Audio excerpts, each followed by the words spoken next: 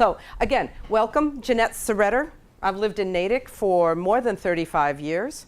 Love the town, think it's probably one of the best towns around because of how dedicated the community is, because of how active people are, and just because the people here in the area really do care about their neighbors. I've been privileged to do a lot of volunteer work over the years. My faith community, the First Church Natick, was probably where I got started, and then was able to expand into Natick Service Council. I've just finished serving as their co-president of the board for the past 18 months. An incredible organization. I volunteer with Family Promise, a group that handles, that works with families who are dealing with homelessness at the moment.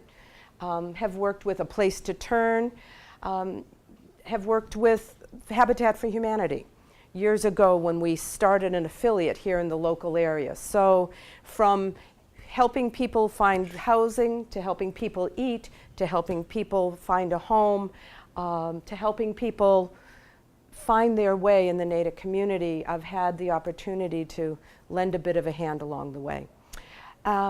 I also was, as I alluded to earlier, I just recently retired from one of the local high schools. And part of my responsibility was to help young people find their best volunteer fit. So I love working with adults, I love working with young people, because I don't have the answers. I have a lot of questions, and that's really where we'll begin. Because I could sit here and say, you should volunteer with A Place to Turn, you should volunteer with the Natick Service Council, you should volunteer, and you'll go, why? And so I'm not so excited about this or that. How do I find what's my best fit? Well, I'm using the metaphor of the best fit. I brought my sneakers, which I wear 9 times out of 10. And I brought my dress shoes because it's a formal occasion. And I left the high heels at home because I gave them up years ago. But the fact is, there are shoes for each occasion. There are types of shoes for each activity. And I like the metaphor of finding our best fit, because I know when I go to the shoe store, it takes me a long time to find the right pair. And so to find the right volunteer match could take a bit of time. So I appreciate your time here today. And is that all right if we begin? People have met each other. I'm glad you're here. We have a lot of questions. We'll go along and see what comes up. One of the first questions is, when do I want to do this? I'm not going to read this to you. You clearly can figure that out for yourself, but it matters. The expectations of a volunteer placement are very different if you're going to be there for 8 weeks, 40 hours a week as a volunteer, perhaps as a camp counselor, perhaps as a summer lifeguard at a young people's program, or a few hours here at the Community Senior Center in the gift shop, or helping to put together lunches for people that are served by Meals on Wheels. There's a tremendous variety, and you really do have to ponder a bit, what's going to fit me? And I may not be ready to commit an entire vacation, or even once a month. I'm not quite sure yet. I've got a lot of other commitments. I've got my family, I've got my health, I've got other obligations. I'm still working. What's going to be the best fit? So this is really one of the most important questions. So ponder that a bit. Next, where do I want to volunteer? And how am I going to get there? Close to home.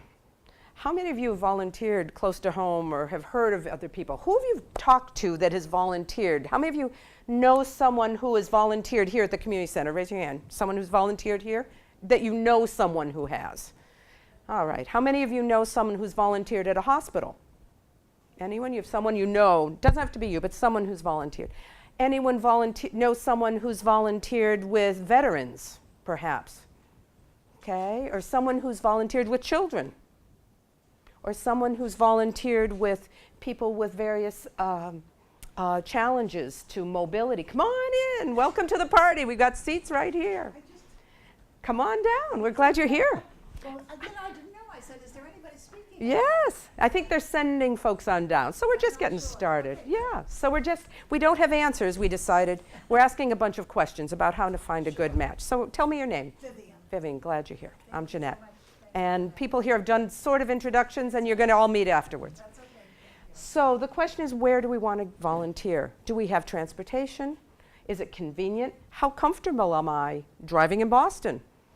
Daytime, nighttime? It matters because the volunteer opportunities happen at different times of the day. Just imagine people who need company when they're going through medical treatment in Boston. That happens generally during the business day. If you're still working, that's not convenient. However, there may be something close to home where someone might need a ride to come on in. We got plenty of room. We're glad to have you here. There's room right here, or we're just gonna, sneak in right there. And so the question is, how far do you want to go? How many of you know of someone who's volunteered in Boston, gone all that way to volunteer in Boston? Okay, and in Worcester? We tend to look towards Boston, but honestly, Worcester is just as close. And in other parts of New England, after the floods and things like that, different parts of the US. I had the chance to go to New Orleans to help after Katrina with a group of students. That was incredible. And then I know many people who've had the chance to go overseas to help people in Haiti, in now places we hear about in the news. What are some of the challenges that we hear about in the news these days? The thing that comes to mind, the Nepal earthquake, it's heart-wrenching. It's heart-wrenching. And Baltimore. And there's just so many issues. Every day there seems to be some new need in the community. And I think it's important that we not get jaded, that there are still needs locally. And even if there's been an earthquake in Nepal that's really far away from us geographically, there are people from Nepal who live in Boston. And might there be a way to connect with them through friends, through faith communities, for other organizations? There are ways to connect in addition to sending a check. Don't get me wrong, fundraising is important. Every nonprofit needs it, but that's a talk for another day. We're not going to fundraising. So please send your checks and donations to all the wonderful groups that are here in the Great Hall. They truly can use the money. But where you'd like to volunteer is really important. What do you want to do? I told you I wasn't going to have a lot of answers yet, but just more questions to kind of help the thought process. Do I want to work with people? Some of us have had careers or time where we have been surrounded by people and just want to volunteer someplace where I can do something or work with food or just clean a room or paint a wall. I'm done with people, right? I just need to kind of go into my inner space and paint away or dig a garden or plant or walk some dogs. Others want to work with people. Think of the different ages. Do we want to work with seniors? Our neighbors? Housebound seniors? Seniors who are limited in their mobility? Or do we want to work with children? I don't know, maybe not teenagers all the time because it's not easy for some people. I tell you, they keep you young and keep you on your toes. Or do we want to work with little ones? Or what about helping children whose moms are living in shelters and need to take classes to give them the skills to get back on their feet? One of the things that those moms need is someone to watch their children for an hour or two on Monday nights while they go to class. Two things at once, pretty powerful. Nature is a favorite. Birds being outside, Audubon Society comes to mind. Save a Dog, Buddy Dog, all those local SPIN, all the local animal shelters. And maybe some people would travel to go rescue the dogs and bring them here for adoption. They come from Puerto Rico and down south and other countries how do those dogs get here? Kind of goes to where do you want to travel? I've heard of pilots who donate their time because they love to fly, who will fly somewhere to pick up 6 puppies that otherwise wouldn't survive and fly them home. Oh, what better excuse to go flying on a beautiful day like this? If you're a pilot, you know whereof I speak. So, do I want to work with my hands, or am I really angry about some issue that I think needs to be changed?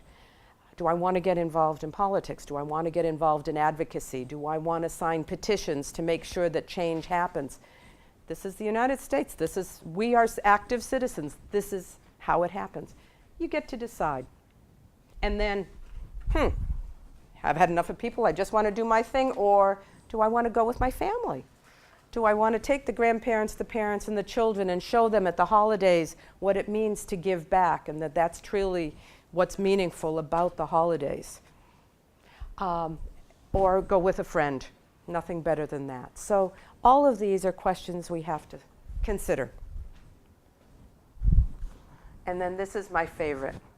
Take a look at the list. There's going to be a quiz in a minute. No. There's one there that I personally value the most, and I'm not sure if you can find it. It's probably different for each one of us. And of course, this list is not all-encompassing. It can go on and on. I just put up some of the most quickly coming to mind. Anyone guess my favorite? A caring heart. Bing, bing. You know me really well already. And the reason I say that is that what skills I bring is nowhere near as important as the intention and energy that I bring.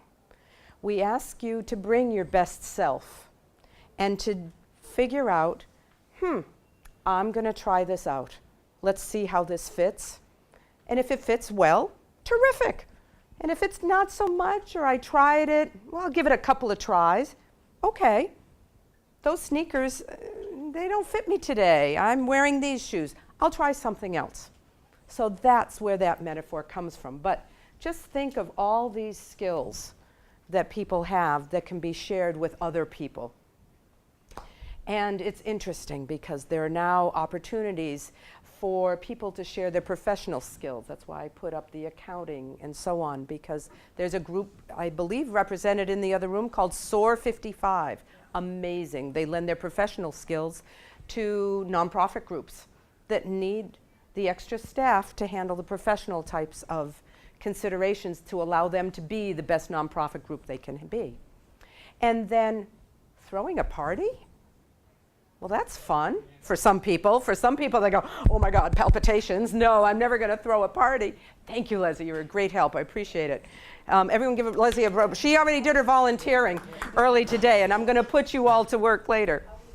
Thank you, ma'am. Appreciate it. But throwing a party for an organization whose cause you advocate for, and you invite neighbors to come hear about that opportunity, have a party. Little wine and cheese. Watch the Natick Service Telethon in the springtime of 2016. You'll have an opportunity to throw a party and watch the young talent perform and learn more about the operations of the Natick Service Council and how we help our neighbors in need. So all these things can be used in many ways. And of course, whatever your talent happens to be. And then, with whom can I share these talents and interests? We talked about different age groups. And those that are far away, I'd love to travel to Nepal, honestly, but that's not going to happen. Just not. But technology has opened up a whole other way for people to get involved. There's Skype, there's tutoring English, that GED skills that can happen via the computer. It's pretty creative. That really does break down a lot of barriers. So, the other tip that I have is ask your friends, what have they done? Did they like it? Do they talk about it all the time?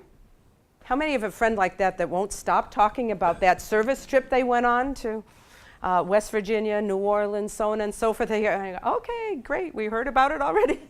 But you've got to give them credit for their enthusiasm. And something happened. When people volunteer or really encourage young people to volunteer, why do we always encourage young people to volunteer? Because we know the good stuff is going to happen? Well, if it's a well-constructed opportunity, we increase the odds of the good stuff happening. If it's a well-matched opportunity, the students or we are well prepared for what we're going to be doing, and the work we know is meaningful. We know why we have to paint this wall in 3 hours flat. It's because the families are coming back and they need the room spruced up. That's a pretty good motivator. And you're working with like-minded people and everyone's working together and hanging. Then it's a great experience. And at the end of the day, you go, I'm exhausted, my hands are all covered with paint, or I've been planting daffodil bulbs along the marathon route for about 3 hours. My knees are, they do look great, don't they? My knees are tired, I'm all dirty, but boy, oh boy, what a blessing when it shows up in the spring blossoming. So if it was a good experience, ask them why and going, maybe I could do that too as a start. And if not, they said, yeah, I went to that food bank in Boston, and I couldn't get there, and the parking was bad, and this and that, and they didn't tell me what to do. And so it was a surprise to, I don't feel like I was really needed. There were 50 other people, and it was great, and I did this, and they told me why I did it, but I didn't feel like my time really made a difference. 2 things I would ask you. Number 1, it's a great need. Let them know, and they want to make sure that their volunteers are happy there. So if you've had an experience like that someplace where it wasn't quite what you expected, please let them know. Don't just go off and go, nah, nah, nah, nah, nah. Let them know. Say, call them back, drop them an email saying, thank you for the opportunity, I volunteered, and it didn't feel like what I was looking for, and this is why. They appreciate your feedback because they do the best they can. Yeah. Sometimes I think a lot of us get involved in activities where we haven't really spent much time asking those first questions. It was just because someone asked, and you want to help them out, so you do it. Sometimes they don't go so good, but it might be because it wasn't a good fit. So Bingo. It's probably worth a couple minutes to reflect. Your third question, why not? It might not be that there was anything wrong with the opportunity. Exactly. And the preparation. And that's where we get into the conversation in a few minutes, where we personalize some of these questions that each one of you must be, if you're doing your work right now, you're going through your head, going, and how do I make that work for me? So exactly that. If it's not a good fit, why not? And figure out what you can share back, give them the feedback, and did they give you enough training? And that's really one of the next things we can think about. Benefits of volunteering, for me, and I think clearly for those of you here on the room, you know it's a good thing. Well, we can be specific about that. It's helping others. And I don't know about you, but it's very difficult to accept help. And we're very proud people, and we want to feel like we're independent and able to take care of ourselves. And sometimes we have needs. And to be able to be the answer for someone's need is really a privilege, to join with them at that time in their life when they are vulnerable, they're susceptible to negative influences, where they are not feeling as strong and as powerful as we would like them to feel. So to help others, but to be really respectful of their needs, to make sure that we understand what it is it takes to accept that help, especially if you're working one-on-one with individuals. We are good-intentioned people. We are not going to fix every problem in the world. And so I learned the hard way. I'd show up at my first obligation. I'm going, well, we're going to do this, this, and that, and everything's going to be better. And then I went, about 2 or 3 hours later, I was like, oops, I was very wrong. And my job was just over here, and the problem wasn't going away at the end of my 4-hour shift. However, the people and the site were able to help me see that my piece of the puzzle, that's serving that one meal to these people who may or may not have been the happiest people meeting me, or they didn't like the peanut butter and jelly sandwich I was serving. Well, you know what? they have no other choice in their day. So if they have a choice between peanut butter and turkey, it's important for me to understand that and to allow people choice and to be as respectful as possible for our friends who happen to be in difficult circumstances. Because I don't know what your faith system is, but there for the grace of God go I. That truly happens in so many situations. The other benefit is improves our community. If we plant flowers, 135 is going to look better. It does. The Natick Garden Club beautifies downtown. Carol Krentzman is an artist. She's gifted. She's done murals around town and recreated the stained glass windows that now hang in this building. That's sharing your talent for art and creativity outside of the art studio. Who knew? That's what I'm asking you to think about, because I know inside each one of you, you already have the seed of talents and interests that you could share with another audience. Of course, we want to solve problems. That's how we're wired. I've learned patience. Come on in, I'd love to have you. Change doesn't come easily. We're glad you're here. It takes time. But with lots of people lending a hand, publicizing the opportunities, things do get better. They really do. Oh, and how many of you have seen the statistics about how our health and well-being are absolutely helped by volunteering? Seen those statistics? I went, okay, I guess I've lived to be 150, God forbid. Anyways, the other part, and I don't like to read slides, but this one is, read the bottom line together. 1, 2, 3, have fun. It can be hard work, but bring a smile. Laugh as you make a mistake, because we all will. It's okay. In our professional lives, we don't like to make mistakes. No. We can't. We have to have this aura of invincibility sometimes. But it's okay to goof. It's okay to ask for clarification and have a good time. If something goes wrong, go, okay, we'll do better, and keep on going. But truly, to have fun. There's so many other benefits.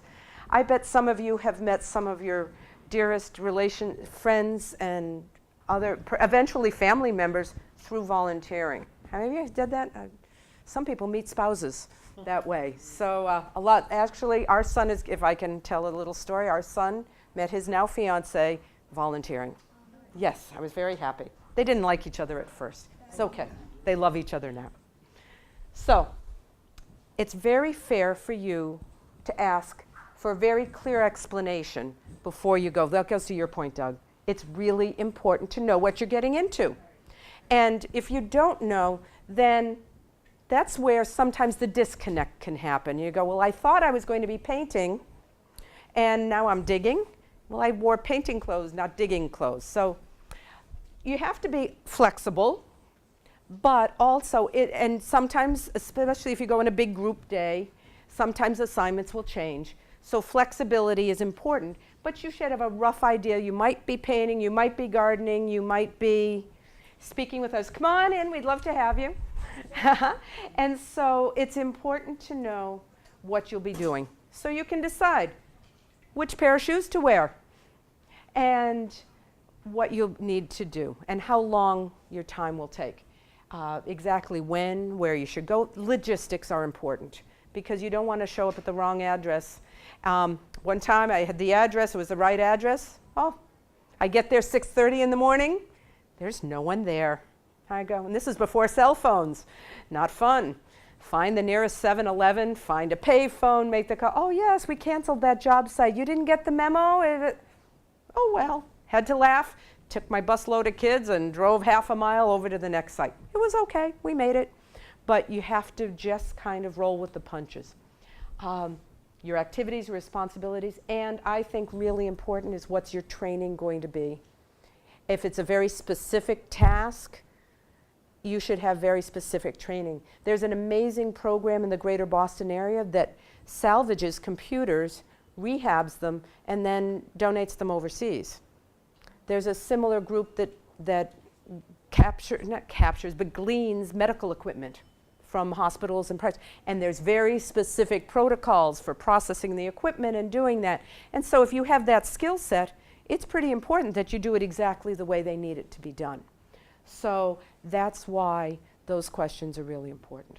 So I think probably a clear explanation of why your efforts are needed is probably one of the most important thing. Who you're sorting cans at the Greater Boston Food Pantry with 440 other people on the production line, it can be pretty crazy.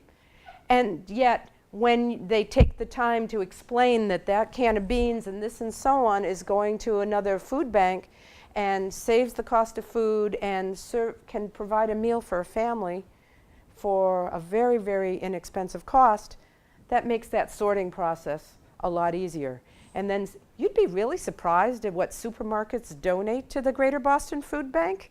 Yeah, imagine taking a group of high school students and having all the sanitary products go by and going, oh my God, the embarrassed 10th graders. We all laughed and going, yep, they're necessary too. Let's keep on moving. So, and then they explain this, shaving cream and this and so. It's always fun. And there's always a package of something that's probably 15 years old and you go, my, oh my, why would someone donate this? So you learn about that as well. So you should also be thanked. And now nonprofit organizations and volunteer coordinators are very busy. They're overworked because volunteering has become so popular. I had the privilege of serving as a volunteer coordinator, and my job was to answer the telephone because there was a voicemail. It happened to be for Habitat for Humanity back when we were just getting started here in the Framingham-Natick area. And I swear to Pete, I got the phone call, hi, this is so-and-so, and I have a group of about 16 scouts, and we would like to come Saturday from 2 to 4 to, and I went, call me back. And I went, we have no land. We have no house we're building. We have none of that yet. I can't help you. So I had to call them back and say, thank you so much for your volunteering. We can't help you do that, but could you do this for us? And to get them to understand that just because I want to do this on next Saturday from 2 to 4 with all the scouts, it's not going to work. That's where, again, another match. Nice pair of shoes. Sometimes it works and sometimes it doesn't. Sometimes you'll contact an agency and you'll do all your questions and ask and do your due diligence and it won't fit, and feel free to say, thank you so much for your time. I really appreciate learning about XYZ organization. This doesn't sound like a good fit for me. Feel free to say no. Say no, thank you. Support them with a check for their time, chalk them up because they're a wonderful organization, but feel free to say no, I'm not going to give my time there. It's not a good fit. High heels do not work when you're walking on mud. So the same thing goes. If it's not a good fit, that's okay. Trust me, that room in the great room is filled with organizations that need you. So you will find something. But you should be thanked. And the resources. We're here today at the first town-wide volunteer fair. I can only hope that this becomes either an annual or semi-annual event. I think it's a brilliant idea to bring like-minded people together. I find some of my best things by being curious. And I still read the newspaper. I do, I admit it. But I also read the online stories. And I read between the lines going, well, if this organization in Nebraska does this, sometimes you read a special interest story when you're at the doctor's office or someone has started their own solution to some problem. Could we do that locally? I bet there's other people interested in doing that. That's when your social networks really do pay off. Again, we mentioned referrals, but it boils down to your creativity, your interests. If you love animals, find a way to work with animals. And if you love children, find a way to work with children and find out what some of the burning needs are. And it's okay to put your toe in the water, start with something small, have it work well, and then go, maybe I can be a little more adventuresome and try something new. And you'll find the door opening because you truly are the best resource for others. We've got the online resources. I've got some handouts there for you to look at if that's how you're comfortable searching. I have handouts. You don't have to write them down. I came prepared. And I strongly suggest talking to the people in the great room, because there you have face-to-face opportunities to probably do 3/4 of the questions to find out what their opportunities are. And we'll talk more about this. So Nike used it first, just do it. But I have a very favorite line that someone shared with me several years ago. It's start where you are, use what you have, do what you can. It matters. Every little bit we do matters to our neighbors in need. I truly love that quote. It comes from Arthur Ashe, the tennis pro who taught us so much in so many ways. So that really sums up, it's all about the fit. And I'd love to answer more questions for you. And I would like to put you to work. I prefer to not let anyone out of my sight or my room without asking you to do something as simple as this. Here we have cards that we've had several people start filling out. We're going to simply ask you to write some of these good wishes on the cards. Oh, not to worry. Thank you. Thank you so much. Like, enjoy your day. Thank you kindly. A Natick friend. And we've got plenty here. We've got markers, because we're going to give these to the Natick Service Council, and we're going to give them to A Place to Turn, and they will be included in the bags of groceries that our neighbors in need receive. Doesn't that spice up your day a little bit? And see, wherever you are, start where you are, use what you have, and do what you can. Here we are. We're going to put you to work. But anyways, before we go, thank you for the reminder. No. I looked at you and you reminded me. These are lifesavers, because that's what you are. So thank you for being here.